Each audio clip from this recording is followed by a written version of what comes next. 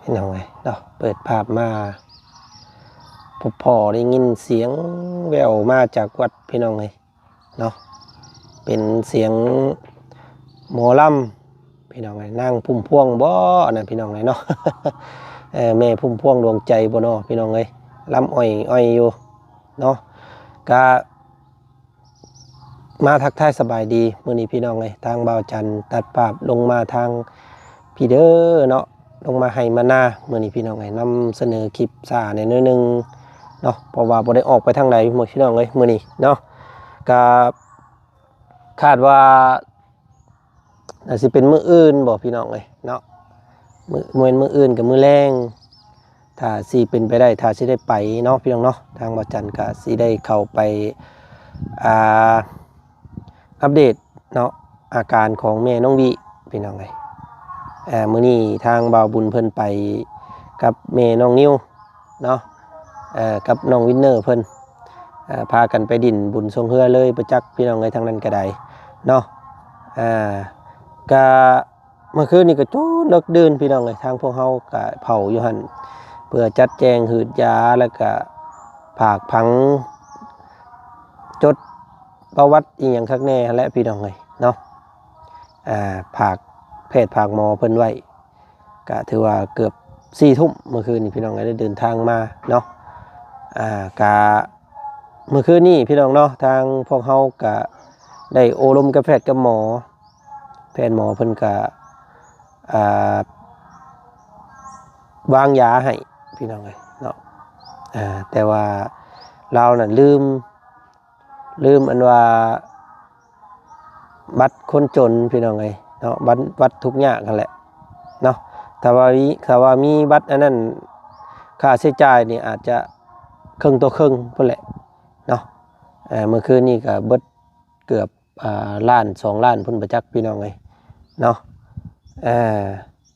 แต่ว่ามันแบบว่าเสียราคาเต็มอันนี้นะเนาะถ้าเรามีบัตรอันนั้นมานี่คือสิได้ลดพรลงหลายอยู่ว่าซั่นพี่น้องเนาะก็เอาทางพวกเฮาก็บ่ได้คิดว่าเพิ่นสิมีวัดมีเบอร์นั่นเนาะพี่น้องเนาะก็บ่ได้บอกเพิ่นให้เอามาว่าซั่นซะลืมเลยพวกเฮาก็ได้พี่น้องเนาะผู้ใดถ้าป้าเท่าหยังเพิ่นกลับบ้านกลับซองน่ะมื้อหน้าผู้ใดพี่น้องจังว่ากันเนาะสำหรับเมื่อคืนนี้พี่น้องทั้งแพทย์ทั้งหมอเพิ่นได้ตรวจเบิ่งร่างกายเอาเลือดไปตรวจกรุ๊ปเนาะตรวจเบิ่งโรคก็ปรากฏว่าเลือดเป็นกรุ๊ป A เด้อพี่น้องเด้อเนาะของแม่น้องวิเพิ่นเลือดกรุ๊ป A แล้วก็เลือดในร่างกายเรานี่มี 11% เนาะค่อนข้างจะต่ำแฮงแบบแล้วก็ตังทรงเพิ่นเอิ้นพี่น้องเนาะชีพจรแบบว่าเต้นคอยตังทรงต่ำเนาะจำเป็นต้องใช้เลือดแต่พี่น้องเนาะทางแพทย์ทางหมอเพิ่นบอกมาเนี่ยนี่ทางแม่น้องวินี่ส่วนอื่นๆนี่ของเรานี่บ่ได้เป็นหยังเนาะบ่ได้มีผลกระทบหยังกับร่างกายเพียงแค่เรานั่นขาดโรคอาหารเนาะเป็นโรคขาดอาหารแต่ที่นี่ทางแพทย์ทางหมอเพิ่นบอกมาว่าถ้าจะใส่บาทเดียวเลยนี่บ่ได้เพิ่นว่าพี่น้องเลือดเนาะประมาณ 4-5 ถุงพุ่นแหละเพิ่นว่าเพราะว่าเลือดต่ำแต่ว่าต้องใส่เทื่อละถุงก่อนเนาะคือตัวอย่างเมื่อคืนนี้พี่น้องเนาะทางแพทย์หมอเพิ่นก็ได้เอาเลือดเนาะแต่ว่าทางพวกเฮาก็ได้ซื้อเลือดทางนอกคือเก่าพี่น้องคือกับน้องงามน้องงามนั่นแหละเนาะตอนนั้นแหละก็เลยแพงแน่เนาะตกอยู่ถุงหนึ่ง2 ล้าน2 แสนกีบพี่น้องเนาะ2 ล้าน2 แสนกีบก็1,500,000เนาะที่ใส่ตัวเลขกลมๆ2 ล้านก็3,000ก็ประมาณ 3,000 กว่าพี่น้อง3,400 3,500นี่แหละเนาะถุงหนึ่งนะก็ ซื้อพวกเฮาก็ได้พี่น้องเอ้ยเนาะเฮ็ดยังได้สั่นเพราะว่าเดือนในครั้งเพิ่นมันบ่มีเนาะในกาแดงเพิ่นมันเบิดจำเป็นต้องหาผู้ที่มาบริจาคว่าซั่นพี่น้องเอ้ยแต่ว่าผู้ใดล่ะสิมาบริจาคให้เจ้าบัดนี้เนาะพี่น้องเนาะมีแต่แบบว่าคนอยู่คงเขตนั่นแหละที่ว่าเพิ่นแบบอ่าขายเลือดนะพี่น้องเอ้ยเนาะแบบว่าเพิ่นต้องการเอาออกแต่ว่าเพิ่นอยากได้เงินนะก็เพิ่นเอิ้นมา2,200,000กีบพวกเฮาก็เลยต้องจ่ายให้พวกเพิ่นว่าซั่นซะพี่น้องเอ้ยเนาะก็ใส่แล้วเนาะมื้อเช้านี้ถุงนึงเด้อพี่น้องเด้อเนาะสำหรับทางแม่น้องวิเนาะก็เข้าเลือดเข้ายางเมืองก่อนแล้วก็เบิ่งมิดเลือดนำถ้าว่าใส่ปุ๊บแหละเลือดมันสามารถเอียงพี่น้องเอ้ยเนาะเพิ่นมันเพิ่มขึ้นเพิ่นว่าจังค่อยใส่อีกนะเนาะถ้าว่าใส่มันเป็นโรคที่ว่าขาดสารอาหารเป็นเวลารุ่นนานนี่เฮาต้องใส่เทื่อละน้อยบ่จังซั่นแหละมันสิเป็นโรคอีหยังเพิ่นเอิ้นพี่น้องตกเลือดเนาะเลือดอังเลือดนะพี่น้องเอ้ยเลือดอังในปอดก็อาจจะเป็นผลอันตรายต่อผู้ป่วยเพิ่นว่าพี่น้องเอ้ยเนาะก็พวกเฮาก็บ่ค่อยฮู้ดอกเรื่องนี้เนาะมีแต่ว่าแพทย์หมอเพิ่นจัดการเบิ่งแต่หลักๆแล้วนี่ประมาณ5ถุงประมาณว่านะพี่น้องทางแพทย์ทางหมอเพิ่นเว้าเนาะแต่ว่าเบิ่งตัวจริงนำถ้าใส่ไปแล้วมันบ่ตอบสนองเพิ่นก็จะบ่ใส่ให้มีแต่คอยบำรุงเอาเพิ่นว่าพี่น้องเอ้ยเนาะเป็นโรคขาดสารอาหารนี่ต้องบำรุงของอยู่ของกินต้องเพิ่มมิตรยาตัวที่ว่าไปบำรุงมิตรเลือดเนาะแล้วก็เพิ่มสารอาหารแหละพี่น้องเอ้ยภายในยาเดลของเหลวบ่อันใดก็ตามแพทย์หมอเพิ่นบอกเนาะก็ติดตามเบิ่งน้ำกันพี่น้องเอ้ยเนาะทางบ่จันกับล่าสุดด้านี่เนาะพี่น้องเนาะทางบ่จันมีทางเอื้อยคนหนึงเนาะเอื้อยใจดีท่านหนึงเพิ่นก็อยู่พู้นแหละพี่น้องเอ้ยทางฝั่งต่างประเทศเนาะเอื้อยเพิ่นซอย70 เหรียญพี่น้องเอ้ยเนาะก็ประมาณล้าน3ล้าน4นี่แหละเนาะประมาณนั้นพี่น้องเอ้ยก็สิไปแจ้งทางแม่น้องวิเติมอีกเนาะว่าเอื้อยเพิ่นร่วมสมทบเข้ามาเป็นค่าใช้จ่ายในการรักษาพี่น้องเอ้ยบ่ว่าสิซื้อของอยู่ของกินเนาะก็จ่ายค่าหืดค่ายาก็แล้วแต่ว่าซั่นพี่น้องเอ้ยเนาะก็โอ้ยต้องขอบพระคุณทางเอื้อยหลายๆเด้อพี่น้องเอ้ยเอื้อยโมนิก้าพี่น้องเอ้ยเนาะสุริณวงศ์เนาะเอื้อยเพิ่นก็สดสวยมาอีกแห่งหนึ่งพี่น้องเนาะก็ต้องขอบพระคุณทางเอื้อยหลายๆเด้อที่มอบหมายทางบ่จันเป็นสะพานบุญให้เนาะพี่น้องเนาะซอยคนทุกข์คนยาก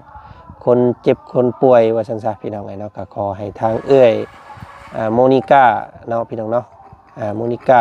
อยู่ฝั่งต่างประเทศก็ขอให้อยู่ดีมีแฮงเด้อเอ้ยเด้อเนาะสุขกายสุขใจเนาะต่อเลือดต่อยางต่อชีวิตให้ทางเมน้องวิเพิ่นก็ขอให้ทางเอ้ยอยู่พุ่นก็จงมีแต่ความสุขความเจริญในหน้าที่การงานเด้อเนาะขอบใจหลายๆเด้อสาธุพี่น้องเอ้ยเนาะก็มื้อนี้ทางบ่จันก็บ่ได้ไปพี่น้องเด้อเนาะน่าสิเป็นช่วงค่ำบ่หรือว่าช่วงมื้ออื่นเนาะมื้อนี้ก็อยู่กับสาวตาดำเพิ่นก่อนเพิ่นหยุดเที่ยนพี่น้องเอ้ยหยุดอันว่าวันครูเพิ่นสดเชยให้แล้วก็เป็นวันออก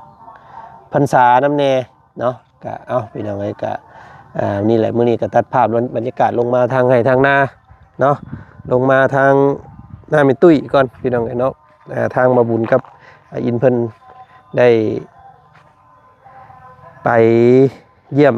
เนาะมื้อนี้ก็ออกมาเบิ่งห่วงเบิ่งสวนเบิ่งตื้มก่อนพี่น้องเอ้ยเนาะเข้าออกไปเด้อพี่น้องเด้อเนาะยังเขียวอยู่นะบ่าวจันเนาะพี่น้องเนาะ2-3ให้ลุบพี่น้องไอ้ปีนี่เนาะบ่ได้ลำเอาบ่ได้ดำมีแต่วานเนาะก็เลยบ่ค่อยเห็นเขาปานใดเห็นแต่หญ้าพี่น้องก็สิได้อยู่บ่จัก10จัก20เนาะพี่น้องเนาะ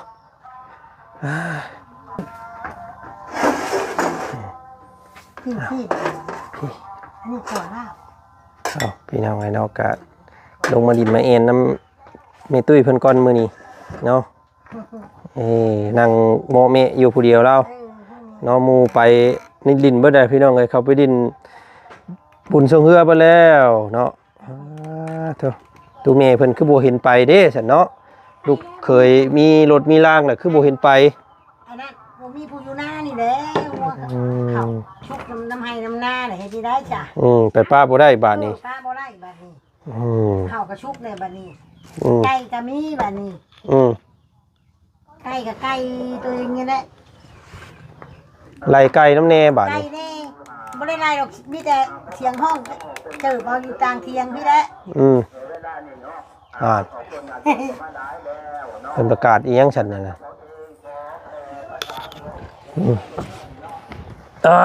ฮ้อนพี่น้องเอ้ยเพิ่นพัดลมนี่เปิดนะแม่ได้อยู่ดอกเนี่ยพ่อก็คือว่าเก็บเงินอันว่าปัวพญาโรคาได้ยินเสียงประกาศเด้เช้าเด้กลับมาบุญมาสินเด้เราก็ได้เราก็ถ้าว่าเราสิไปอันชัดอันว่าโรคนั่นไปสู่โรคหน้าแล้ววันนี้กลับมาบุญบ้านเต๋อว่านี่สั่งกินนี่นี่น่ะต้มมะขี้หอยนี่น่ะเอาไงเนาะอันนี้นั่นขัวรับซีนไม่เท่าเอาให้บ่ได้ซื้อบ่ชื่ออยู่ของมื้ออื่นโอ้เป็นมื้ออื่นผู้เพิ่นขาเนาะมื้ออื่นนั่นดาวลาบได้โดดลาบมาให้โดดขัวเอาลาบมันหลายเติบได้แล้วลาบดิบต่างหากลาบเลือดอันลาบชุบต่างหากกินได้กับเพิ่นไปแล้วก็ลุงหอมอันนี้ปิ้งซีนน่ะปานุชปานุชก็เอาให้2ต้นวานนี่เอาเอิ้นป้าเอิ้นลุงเพิ่นมากินน้ำแน่ซั่นมาเด้อป้าลุงเอ้ยครั้งนั้นมีตู้อันไม่ใหญ่เอ้ยอยู่ประเทศนอกสบายดีเนาะสบายดีมาดินน้ำเพิ่นมื้อนี้พี่น้องเอ้ยมากินข้าวมาดินน่ะสิมากินข้าวต้มหอยต้มหอยจูบพี่น้องเอ้ยเนาะทรงสิอ้วนใช่มั้ยนี่พี่น้องเอ้ยอ้วนอยู่ร้านน่ะมาให้อาหารบ้านๆเฮาแกงใส่หน่อไม้ก็คักได้นี่เนาะมาดินน้ำเพิ่นก่อนเพราะว่าเขาน้องสาวเพิ่นพากันไปย่างหิมคองไปจักพี่น้องเอ้ยฮ้อนไปนำบ่ได้ไปอ้าวคือบ่ไปอันนั้นพี่น้องเอ้ยมันฮ้อนแม่นฮ้อนแดดฮ้อนแดดฮ้อนนายก็เลยบ่ได้ไปน้องนิ้วก็บ่ได้ให้ไปของสิเอาบุญมาแดงนี่เพิ่นแห่นั่นมาแดงนี่ว่ามาแดงจังดินว่าก็บ่ได้บ่ได้ให้เพิ่นไปน้องนิ้วก็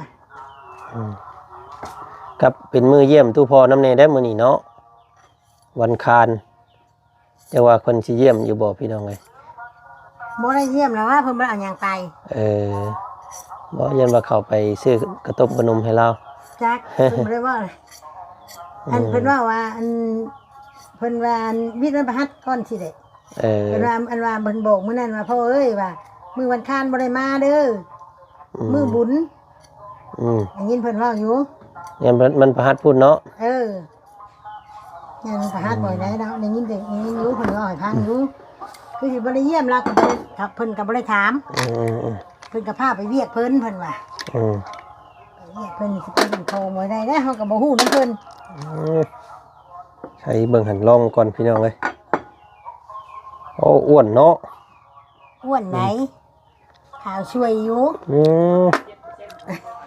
คักนี่พี่น้องเอ้ย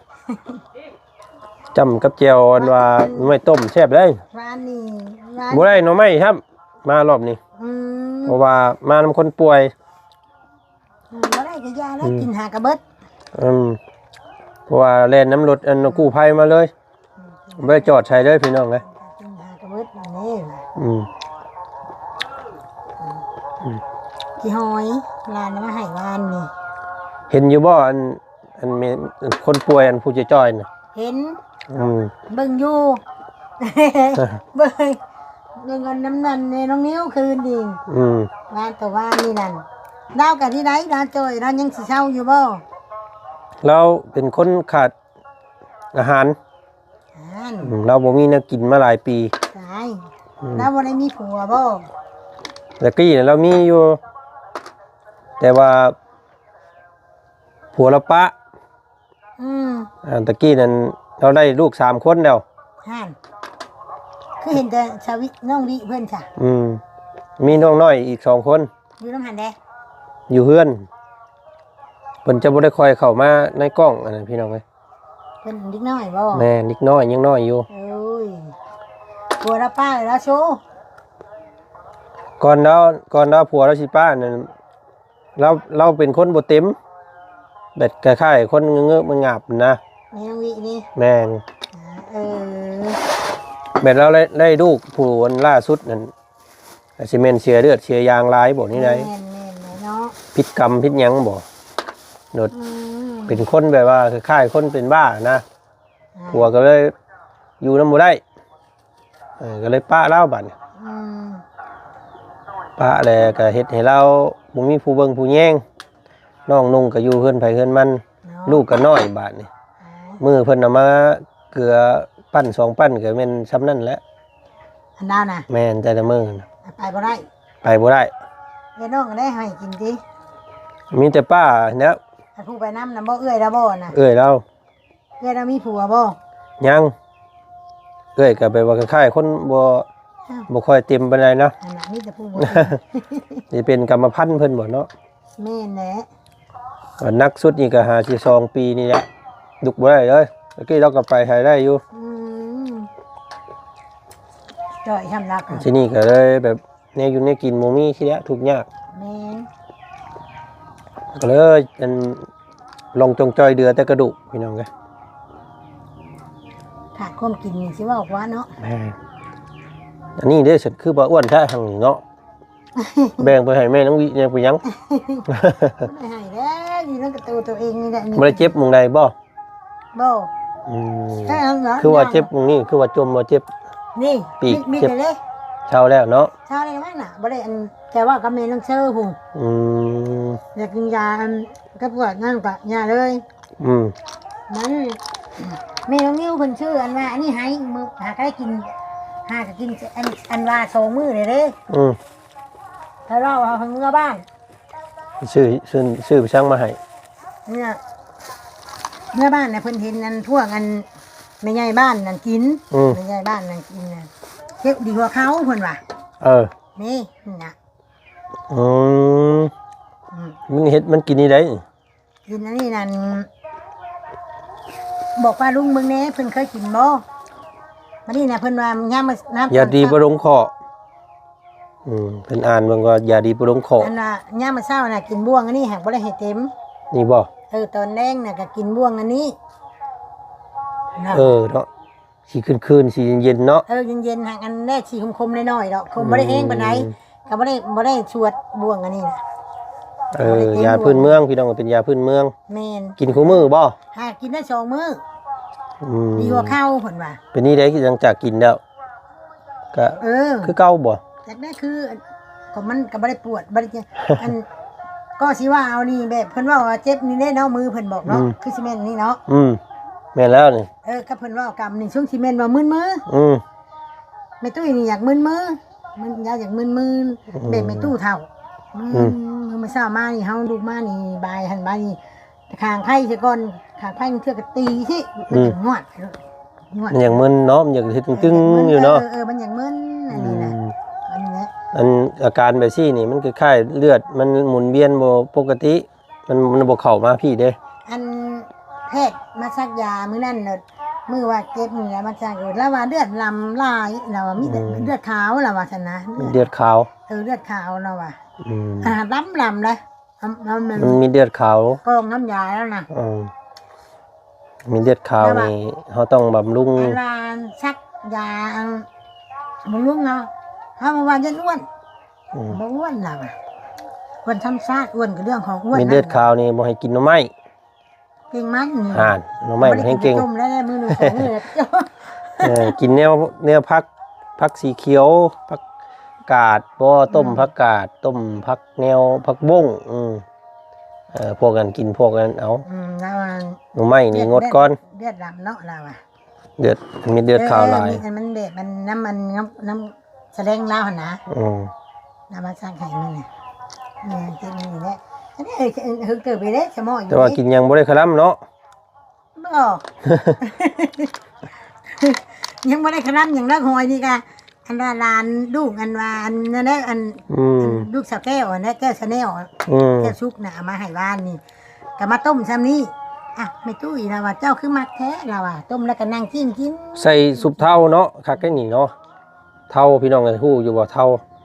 เนาะอย่าบ่ค่อยกินได้เดี๋ยวนี้เพราะว่ามันเพิ่นใส่ปุ๋ยให้อย่างหลายบ่ได้กินไม่ตู้ก็อันว่าเพิ่นชื่ออันหมักจ้องมาให้ชุบหมักจ้องสองเทื่อแล้วว่าอยากเท่าเมน้องนิ้วว่าบ่กินกะย่าเท่าเพิ่นชื่อหมักจ้องมาให้บ่กินกะย่ามันเพิ่นใส่ปุ๋ยหลายเด้คือมื้อนี้มันบ่คือบ้านเฮาตะกี้แม่นี่น่ะมันเป็นอยู่คอบ่อยู่เข่าอยู่คอเข่าคอหยังเพิ่นลองเบิ่งหากิน2 มื้อ1,500,000ก็มันเบาหยังขึ้นก็ซื้อมากินอีกแล้วว่าผู้นคนน่ะแถวบ้านนั่นแถวอยู่บ้านนั่นโอ้ล่ะว่าคนก็ค้านไปเขาค้านมันยังก็เก็บนำเขาค่ะก็ว่าหันเด้ล่ะว่าบัดตูบัดมาอันเป็นน้องนี้ว่ามาแกล้งให้มาเบิ่งเงินอันรับคุบมันแล้วคุบเอื้องเอ้าแบบนี้บ่ว่าถามเพิ่นน่ะแบบเดียวกันเจ็บเอื้องแบบนั้นนี่ว่าสิแม่นว่ามันถูกต้องแน่เจ็บเอื้องเจ็บปีกหักบ่หึงดอกหึงเฮาจังเจ็บอันนี้น่ะบางเทื่อเฮานอนทับเด้แต่ว่ามันก็บ่ได้ปวดแต่ในมือดอกแซ่บไปพี่น้องเอ้ยโอ้ยแล้วก็ได้ป้านี่ก็ต้มแล้วก็กินซ้ำนี่แหละตึงทำเนาะตึงได้มาเด้อพี่น้องกินหอยเด้อ บ่ได้เอามาปล่อย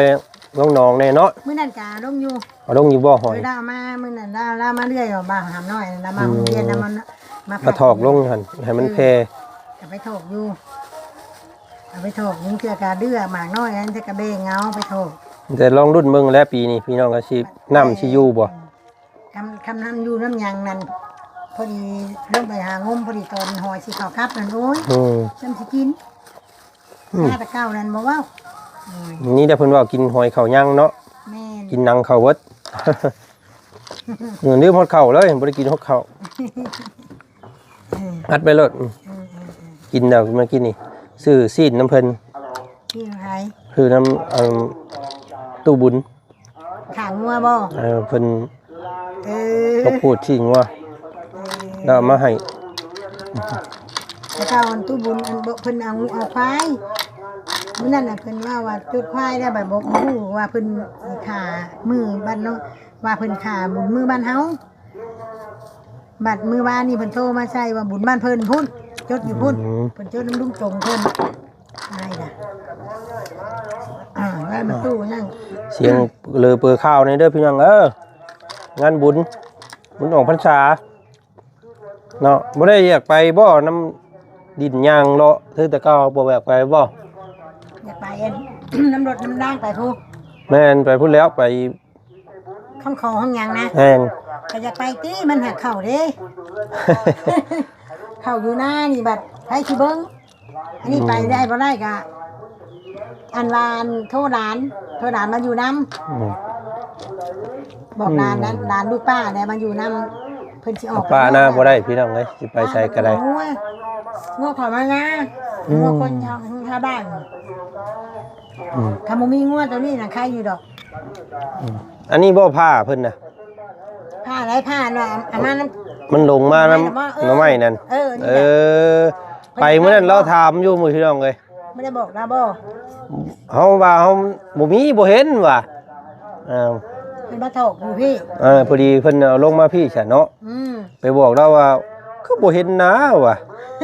ผ้าข่อยเราข่อยยัดใส่หั่นไว้แล้วว่ะแล้วมันยามมื้อเช้าเด้ตอนเช้าเพิ่นสิเอาหน่อไม้ไปเพิ่นเห็นเพิ่นแหละใช่พี่น้องวัดนี้ว่าอยู่วัดขึ้นอีกวันนี้สิเอาขึ้นไปส่งเพิ่นเรากลับคืนบ่เราอยากอันคำบ่เห็นก็เป็นหยังเราคำว่าเห็นก็เอามาขึ้นเด้อเราอ่ะอยู่บ้านเรามีบ่จังบ่ให้เราชื่อเอาไม้เราบ่มีผ้ามีดวงเดียวในเฮือนเราอ่ะผ้าที่เข้าและผ้ามีดวงเดียวในเป็นผ้ามูลผ้ามั่งเราอ่ะเอ้าจากฉันเดี๋ยวสิเอามาส่งเด้อว่ะคำว่ามันเห็นว่ะกลับไปบอกเราว่าบ่เห็นพี่น้องไอ้มื้อน่ะเนาะน้องอาเบศเพิ่นน่ะแม่น้องอาเบศเพิ่นก็ถามพ่อน้องนิ้วผ้านี่มาแต่ไสว่ะเข้าเนาะ เออพอเราจังสิได้เด้อ อันว่าอันเอาคือบ่ชื่อให้เราไหมว่า มันยันบ่คือเก่าเด้ แม่นคักผ้านี่น่ะ เชิญเพิ่นตีเองบ่นี่ตามเบิ่ง ผ้านี่มันเด็กกันสิคักอยู่ตามเบิ่งนี่ ถ้าเข้าเลยพี่น้อง เขาอันเพิ่นพวกอันป้าลุงเพิ่นมาเอาไม่ตกเพิ่นก็ลุงพันว่าอย่าคอยพันไหนเด้ออย่ามันบานว่ะโอ้ยบ่ต้องบานเพิ่นว่าเอ้า บ่บานดอกนี่เพิ่น กินหมักไม้หมักตอก กินอยู่ เพิ่นชื่อเช้านี้ได้อันนี้น่ะสิลงไปใช้บาทแน่แม่น้องนิ้วลงใช้บาทแต่งลงใช้บาทแซ่บเนาะหวานเนาะมาดินตู้แม่เพิ่นพี่น้องเอ้ยมื้อนี้มีหยังได้มันมากินต้มหอยมากินต้มหอยบ่มีหยังกินแล้วก็ได้มันกินต้มหอยเพิ่งแต่บ่มีรถนี่บ่ได้ซื้อหยังเข้ามาได้พี่น้องเอ้ยเนาะเพราะว่าคันแก๊สตัวเองก็ยังบ่ได้เติมเพราะว่าบ่มีรถแก่ออก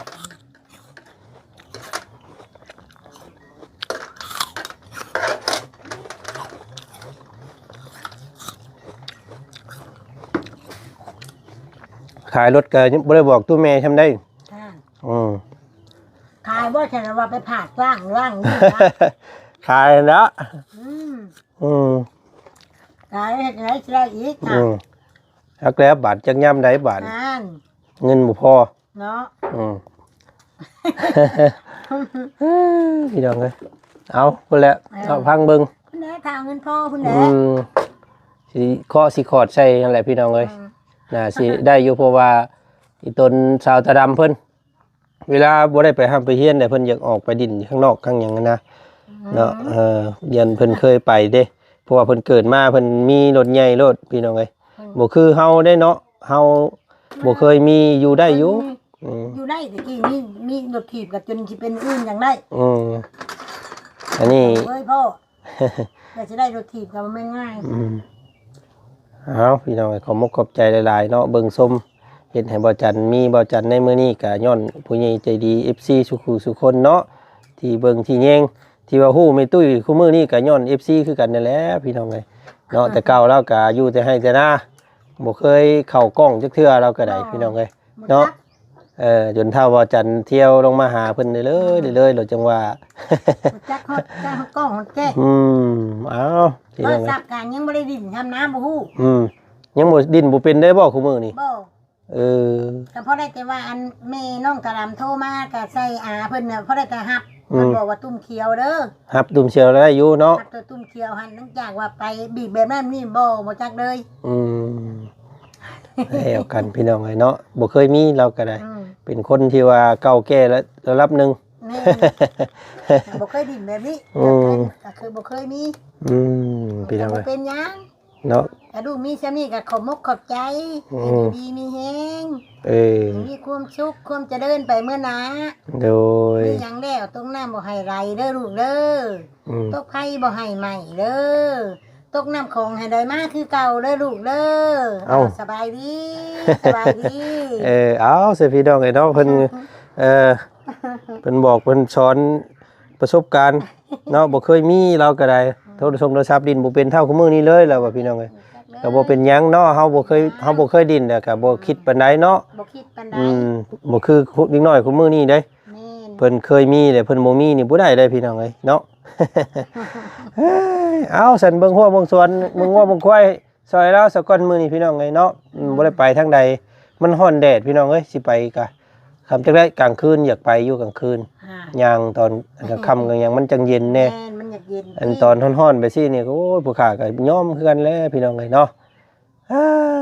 มื้ออื่นพุ่นแหละเนาะกินซีนเนาะแม่นมื้ออื่นกินซีนเอาสิพี่น้องเอ้ยมาเด้อเนาะมาดินบุญออกพรรษาออกพรรษาลาพระเจ้าพี่น้องเอ้ยเนาะมื้อนี้แหละออกกันภาคเพลแล้วภาคเพลก็ให้แม่น้องนิ้วมาส่งเพลแล้วก็พระโมขะเมาโมน้ำเพิ่นแล้วเพิ่นจะได้ให้เพิ่นไปเอาซะเนาะไปฉันลาพี่ลาน้องก่อนซะคลิปนี้สบายดีเนาะFC บ่สิคู่ทุกคนป้าลุงเอ้ยผู้มาเบิ่งมาคอยอันแม่ตู้นี่ก็ให้อยู่ดีมีแฮงคือกันเด้อโดยสาธุเนาะพี่น้องเนาะมาเด้อเพิ่นกำลังเฮ็ดปลาแดกไว้อยู่พี่น้องเอ้ยเนาะจักได้จังไห้ปีนี้ ได้ทางนึงกับอันกระป๋อกแป๊กมีเบิดยาให้หมู่แน่ อันที่ว่าเฮือนเรา6นี่โมเมนต์ยังได้พี่น้องเลยเนาะ6น้ำสมบัติอะไรสิทิมกับบ่ทิมบ่ได้นิบไว้น้ำเพชรน้ำพานี่พี่น้องเลยเป็นชงเป็นเสื้อเป็นอันหมอแหกแตกกระโปะเพิ่นเนาะเป็นของสะสมของเราประแดกได้ทำหลังเราหันก็ได้พี่น้องเลยเนาะกองหันโมเมนต์ยังเราเสื่องประแดกเราไว้มาเด้อพี่น้องเลยเนาะมาดิ่มน้ำลาวเน่มาดิ่มกระเดกหอมลาวเน่คือสิเบิดได้ปีนี้เนาะแม่นยันเบิดได้ปีนี้นะเช้านี้ก็มีหลาน2คนขึ้นมาแล้วก็ไม่ตู้คือว่าขึ้นประเดกแท้กระตักให้ผู้ละทงละโลนั่นแหละเนาะหอมประเดกตั้งแต่ร้านเป็นคนที่บ่ขี้ที่ได้พี่น้องไอ้ทั้งตู้เมย์เพิ่นนี่แต่ใดมาเนาะผู้ใดมาได้กินเบิดมีหยังอยู่ในเถียงนี่คนมาให้เบิดเนาะได้กินให้มาแล้วไปส่งบ่ไล่ยังไงเอาเนาะคำปีนี้มันเบิดได้กับปีหน้าปีในพุ่นล่ะพี่น้องเอ้ยพ้อกันใหม่อีกปีนี้บ่ได้แล้วเนาะได้2-3ทางนึงปีนี้พี่น้องเอ้ยบ่ซ้ำปีก่อนเนาะบ่ซ้ำปีก่อนปีพอแค่เฮ็ดนั่นบ่ว่าว่าน่ะแล้วก็ว่าผู้อยู่เถียงก็เป็นยายให้หมู่ล่ะว่าผู้ผัวบัดเป็นนุ่งเป็นผู้ยามมันยุ่งมาล่ะว่าแล้วก็ว่าอยู่เนาะเยี่ยมแล้วว่าโอ้ยเราเบิ่งปูเบิ่งปลาเด้อเราอ่ะอ้าวพี่น้องเอ้ยกะเพิ่นได้รับจักมื้อใดแล้วเพิ่นสิได้ออกกะเท่ามื้อออกผู้ใดเนาะเฮาไปเยี่ยมเอากินฮอดกะไปหาบ่เป็นหยังพี่น้องเอ้ยเนาะกรรมไผกรรมมันนั่นแหละเพิ่นเฮ็ดเองเพิ่นเพิ่นก็บ่ได้ให้ลูกเมียห่วงปานใดดอกไปเชิญพี่น้องให้ลาก่อนเนาะเสียคลิปนี้ไปแล้วมื้อหน้ามื้อในสิมาดินน้ำเมตุ้ยให้ใหม่อีกได้พี่น้องเด้อเนาะอยากให้ถามเราแบบใดอยากให้ยั่วให้เราโล่เราล้มแบบใดบอกได้พี่น้องเด้อเนาะมื้อหน้าเนาะถ้าถามหาเงินหิ้งนี่บ่มีดอกเนาะแม่เนาะบ่มีแล้วเฮ้ยแบบนั้นนะบ่มีแล้วมีแต่เงินน้อยเงินบาทเงินน้อยนี่เห็นอยู่ลูกเต้าให้นี่แล้วโดยบ่ได้อยู่ชื่อกินเอาไปเสียพี่น้องไงเนาะพุ่นแหละเอามื้อหน้ามื้อในจังไปเยี่ยมตู้พ่ออีกมื้อนี้ไปแล้วพี่โอ้พี่ยังจัดมึงแบ่บอดอันนั้นเบิ่งก่อน